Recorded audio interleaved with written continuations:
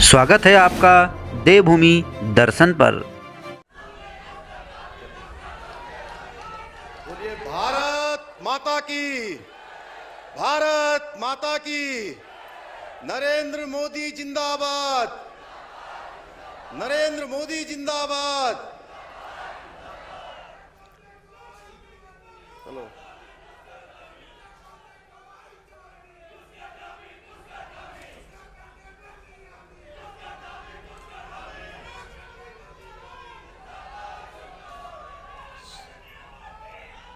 Sir प्रणाम।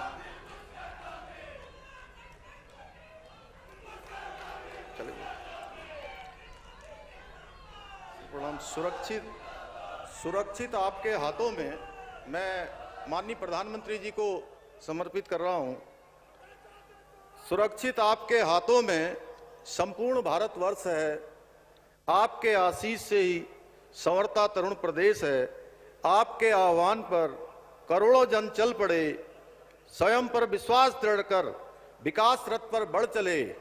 आपके अनुराग पर पर्वत जनों को नाज है, आगमन से आपके पुलकित पर्वत राज है।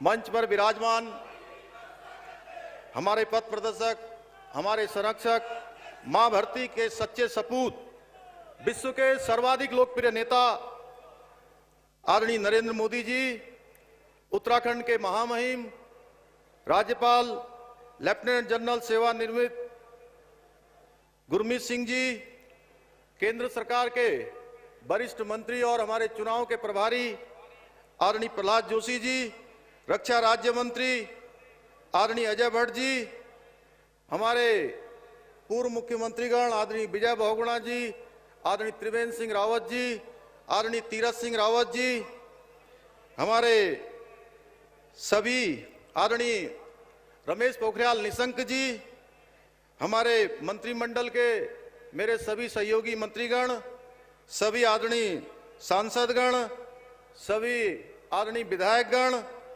भारतीय जनता पार्टी के प्रदेश अध्यक्ष आदरणीय मदन कौशिक जी एवं कार्यक्रम में उत्तराखंड के कोने कोने से भारी संख्या में पधारे समस्त भाइयों एवं बहनों, मैं देवभूमि उत्तराखंड की 1.25 करोड़ देवतुल्य जनता की तरफ से आप सभी का द्रोण नगरी आगमन पर हार्दिक स्वागत एवं अभिनंदन करता हूं। आज के इस अवसर पर मैं बाबा केदार, भगवान बद्री विशाल एवं समस्त देवी देवताओं से प्रार्थना करता हूं कि आदरणीय प्रधानमंत्री जी पर उनका आशीर्वाद हमेशा बना रहे, जिससे उनके नेतृत्व में भारत नित नई ऊंचाइयों को हमेशा प्राप्त करता रहे। यह हमारा सौभाग्य है कि आज हमारा देश आदरणीय श्री नरेंद्र मोदी जी के अथक परिश्रम एवं कुशल नेतृत्व से विकास के पथ पर निरंतर आगे बढ़ रहा है।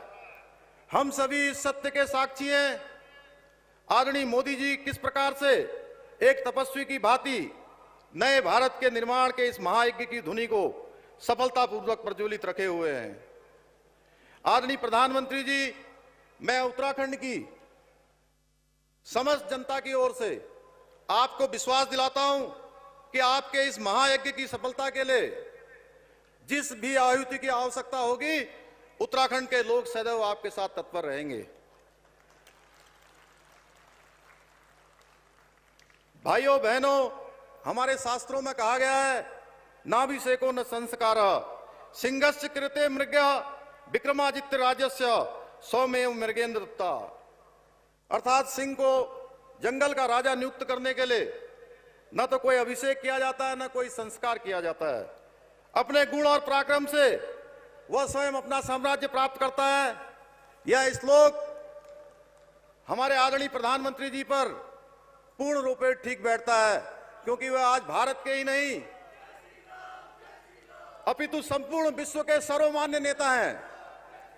आज आतंकवाद से लड़ने की बात हो या कोरोना से बचने की बात हो, विपरीत हालातों में अर्थव्यवस्था को संभालने जैसे जटिल विषयों पर संपूर्ण विश्व आदरणीय मोदी जी की नीतियों और विचारों का अनुसरण कर रहा है।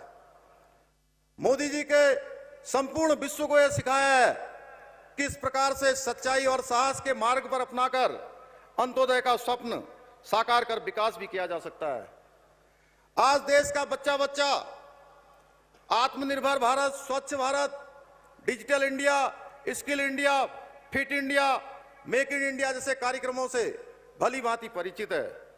कोरोना काल में जहां एक और माननीय प्रधानमंत्री जी ने देश की गरीब जनता को प्रधानमंत्री गरीब कल्याण अन्न योजना से करोड़ों लोगों को 2 वक्त का भोजन सुनिश्चित किया, वहीं आयुष्मान भारत योजना ने देश के नागरिकों को यह भरोसा दिलाया कि बीमार होने पर उन्हें निःशुल्क उपचार मिल पाएगा।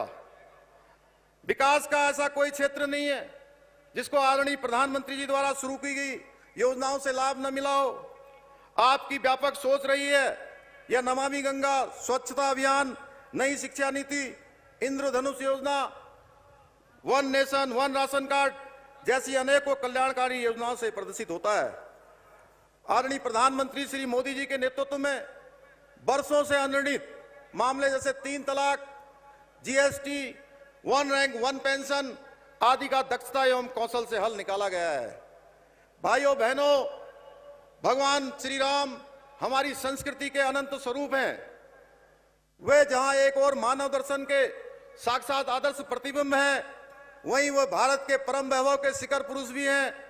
ऐसे मर्यादा पुरुषोत्तम भगवान श्री राम जी के मंदिर के पुनर्निर्माण का कार्य जो वर्षों से लंबित था, आपके ही चमत्कारी नेतृत्व में आज एक अद्भुत आकार ले रहा है।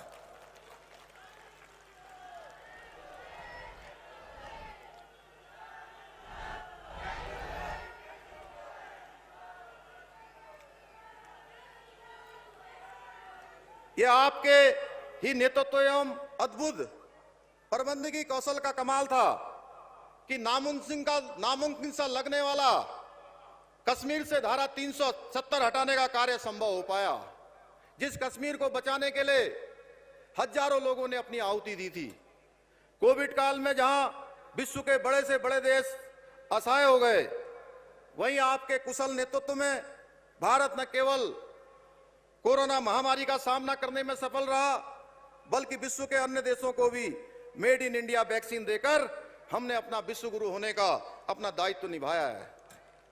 आदरणीय प्रधानमंत्री जी के नेतृत्व में आज देश के हर वर्ग और क्षेत्र के लोगों के लिए योजनाएं तैयार कर इतने कार्य किए जा रहे हैं कि यदि उन्हें एक एक करके गिनाया जाए और उनके लाभों पर बात की जाए तो समय कम पड़ेगा। आदरणीय प्रधानमंत्री जी, आपके महान विचारों पर चलकर ही आज उत्तराखंड विकास की राह पर अग्रसर है। हमें पूर्ण विश्वास है कि आपके मार्गदर्शन में शीघ्र ही हम भारत के सर्वश्रेष्ठ राज्य बनेंगे। माननीय प्रधानमंत्री जी के मार्गदर्शन और केंद्र सरकार के सहयोग से राज्य में पिछले 5 वर्षों में करीब 1 लाख करोड़ रुपए से भी अधिक की विभिन्न परियोजनाएं प्रदेश के लिए स्वीकृत हुई हैं। इनमें से बहुत सी योजनाएं पूर्ण हो चुकी हैं और अन्य पर कार्य चल रहा है। उत्तराखंड के सतत विकास के प्रति यह आदरणीय प्रधानमंत्री जी के समर्पण का नतीजा है कि आज उनके द्वारा इसी मंच से 18,000 करोड़ से भी अधिक की विकास योजनाओं का लोकार्पण व शिलान्यास किया जा रहा है, जिसमें दिल्ली देहरादून एक्सप्रेस वे भी शामिल है।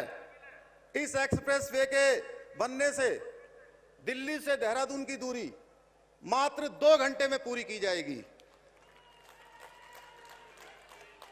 कुछ वर्ष पूर्व ऐसा सोचना भी अकल्पनीय सा लगता था।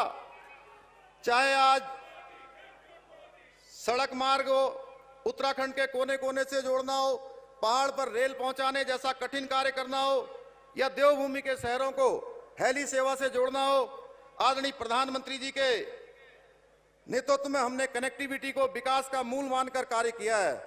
इसी का नतीजा है आज उत्तराखंड पर्यटन के मानचित्र पर और अधिक मजबूती के साथ अपनी सदानत छवि को उकेर रहा है। भाइयों और बहनों, आदरणीय प्रधानमंत्री जी ने 2015 में प्रभावी प्रशासन के लिए प्रगति अर्थात proactive governance and timely implementation का जो मंत्र दिया था, हमारी सरकार आपके द्वारा दिए गए इस मंत्र पर काम करने के लिए पूरी तरह से प्रतिबद्ध है। चाहे वो हाल ही में हमारे राज्य में आई इतनी बड़ी आपदा हो या वर्षों से लंबित अन्य मामले हो, फिर भविष्य को लेकर हमारी योजनाएं हो। हमारी सरकार आपके दिखाए गए मार्ग का अनुसरण कर प्रोएक्टिव मोड में काम करने के लिए प्रतिबद्ध है। आप स्वयं भी उत्तराखंड के विकास से और यहां से जुड़ी योजनाओं की प्रगति पर पूर्ण गंभीरता से निगरानी रखते हैं और ये जग जाहिर है कि देवभूमि से आपकी अटू आत्मीयता कितनी घनिष्ठ है। चाहे वो आज केदारपुरी का पुनर्निर्माण हो या सीमांत इलाकों में आधारभूत संरचनाओं के विकास से जुड़ी योजनाएं हो, ये सभी आपके महान पौरुष के बल पर ही संभव हो पाया है।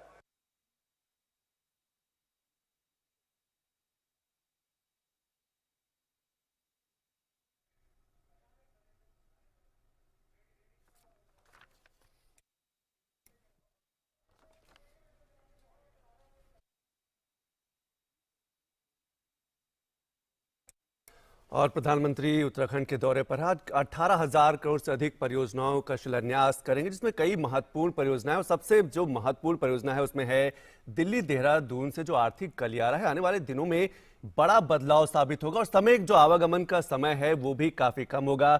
2 से ढाई घंटे में दिल्ली से देहरादून पहुंचा जा सकेगा। अगर हम आज की परियोजनाओं की बात करें कि किन किन परियोजनाओं का आज उद्घाटन होना है तो इसमें दिल्ली देहरादून आर्थिक गलियारा शामिल है। इसके साथ साथ देहरादून पोंटा साहिब सड़क परियोजना शामिल है। लक्ष्मण झूले के निकट गंगा नदी पर एक पुल बनाया जाएगा और इस पुल की खास बात यह होगी कि पुल पर जो पैदल चलने वाले लोगों के लिए कांच के डेक भी लगाए जाएंगे, यानी कि पर्यटन को विस्तार देने का प्रयास किया जाएगा, पर्यटन को आकर्षित करने का प्रयास किया जाएगा।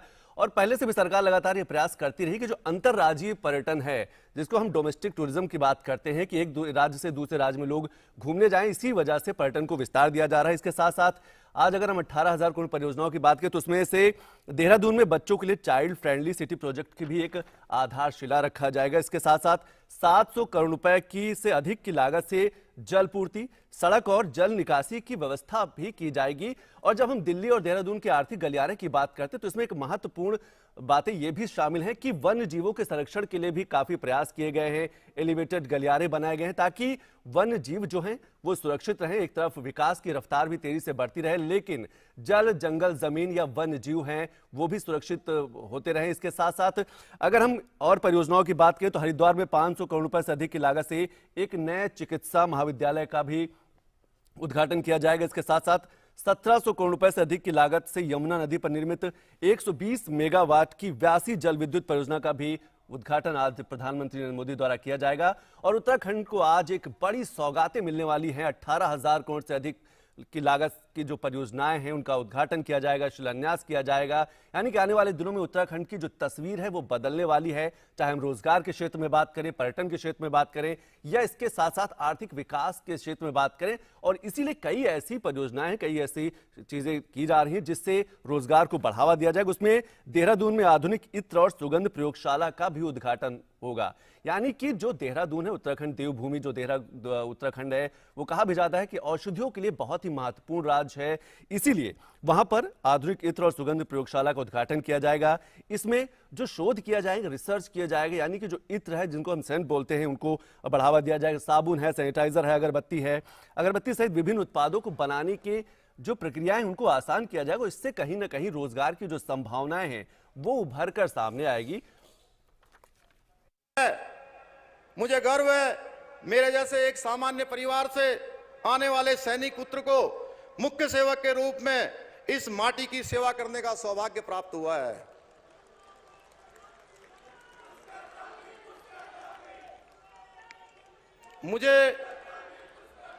मुझे वो समय भी याद है